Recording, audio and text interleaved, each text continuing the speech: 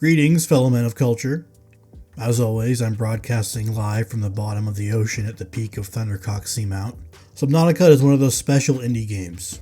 You swim around in the ocean of an alien environment, jerking off the sea cucumbers and putting them in your ass. The atmosphere gives off some slight horror vibes, even though the game is far from a horror experience. There are hundreds of different materials and species of wildlife to discover, from crack rocks all the way to filthy homunculi. There's a great sense of progression, with materials you scavenge being used to craft equipment that lets you explore ever deeper into the veiny cracks of the strange ocean, slowly opening up the game world and revealing more of the story. Subnautica was the first game I ever played on my Steam Deck, and despite not playing with headphones on in front of a large jizz-smeared monitor, I still found myself fully immersed in the game. Really quick, I want to thank this video's sponsor, my channel members. I appreciate all the support, and I love seeing you guys in the comments section. If you like what I do on the channel, consider a membership and join us on Thundercock Mountain. While the survival genre isn't usually on the top of my must-play list, Subnautica sticks out as a game that I didn't think I would enjoy as much as I did. So it was to my creamy delight that developer Unknown Worlds announced a sequel in 2022. This was well under the trend of every sequel to a good game ending up being far worse than its predecessors, so I don't know why I was excited. Subnautica 2 had a pretty rough time leading up to its recent early access launch. The game's publisher, Krafton,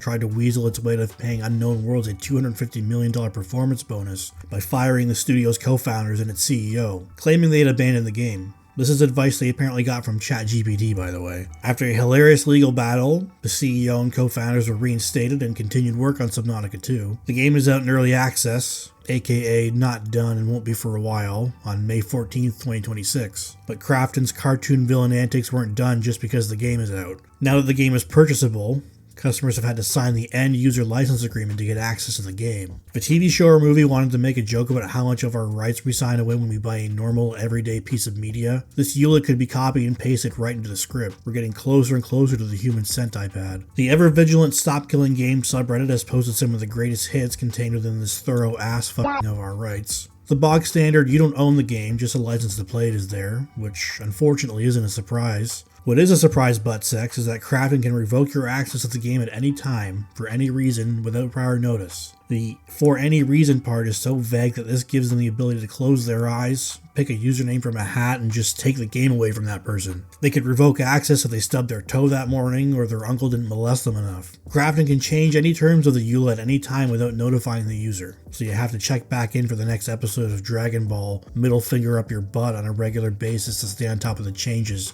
like you're reading patch notes. They reserve the right to remote access the game. I don't know if this means that someone can just take control of your character when the game is running, but if that's even possible, you know some Indian guy's going to be trying to get you to redeem a Google Play card eventually. There's some weird clauses that are meant to control your behavior as a human being outside of the game completely, like not being allowed to tarnish Krafton's reputation, something they're already doing themselves. You're not allowed to use a VPN or any method of masking your location. They can delete your account if your information isn't accurate. I hope they don't find out my name isn't actually Kenny Curvecock. You're not allowed to take actions that go against social norms. What does that even mean? Social norms vary by country. It's acceptable to pull your dick out on the train in India or sleep with your cousin in Canada. They can harvest your personal data such as email, phone number, birthday, gender, which seems a little bigoted, and Grindr username. They can pass this information on to third parties such as cloud services and marketing agencies. They also do not guarantee that this data is kept safe. Krafton, you can suck my fat hairy horsecock. Luckily, the EULA of nearly all software can't be legally upheld, so most of this is complete nonsense written to make less informed customers scared to do stuff. The fact they had someone think of all this and put it to paper is such a spit in the face that even if I had the slightest inkling to play Subnautica 2 at this point, there is zero chance I wouldn't be breaking out my finest bottle of rum and sailing the high seas to get it. You may think Unknown Worlds' unjustified legal trouble from their publisher would position themselves as the innocent, wronged party. They were just making a game, met all of the criteria to earn a big bonus, and then that bonus was nearly stolen from them. But there's some other problems regarding the game that had nothing to do with Krafton, and are instead completely self-inflicted,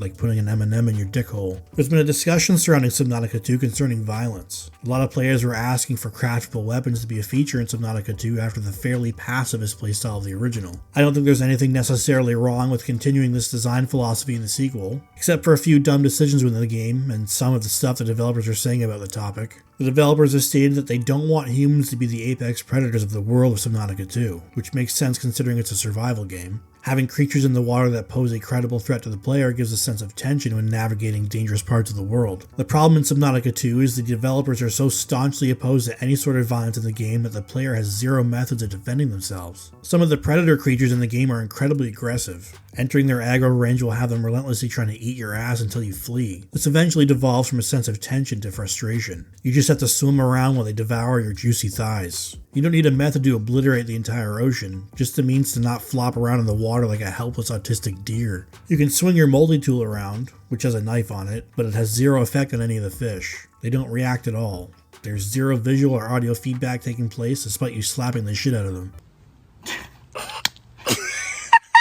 Unknown Worlds is based in California, where all logic goes to die, so you know the reasoning behind all this is ridiculous. Apparently the CEO of the studio decided to start making less violent video games after the Sandy Hook incident in 2012, which, yeah, that was awful and probably changed a lot of people's outlook on the world. But this is a video game. It's not that deep, despite being set in an ocean. The other beings you encounter are fish, and they aren't real. You also have to harvest a handful of the smaller ones and put them in a blender to craft drinkable water, so you do have to kill several hundreds of fish throughout your playtime to stay alive. On the topic of including weapons or killing in Subnautica 2, some of the game's developers are doing the worst thing you can possibly do when your game just released, and that's tell people to play something else. Just tell your players and potential customers to buy a different product. When has that ever worked out for any product ever sold? We aren't a killing game, go play Sons of the Forest or something if you want to kill. Okay then, if it wasn't for the insane EULA stopping me from buying your thing, then the people making the game telling me to buy something else definitely has. Another great example of California-based developers sticking their nose up at the lowly simpletons that have different worldviews. It's almost always the exact same kind of people that behave this way. The ones that spend $6,000 a month on a studio apartment in San Francisco and die alone. Their final act of benevolence on this planet is their body being eaten by their 9 cats. The insufferable Twitter crowd has to join in and make themselves look stupid as well. PC Gamer tweeted that there's a mod that lets you kill fish. To which this guy responded, "Yay, now I can live out my internal white colonizer desires of genociding everything that mildly disturbs me. Yippee yahoo."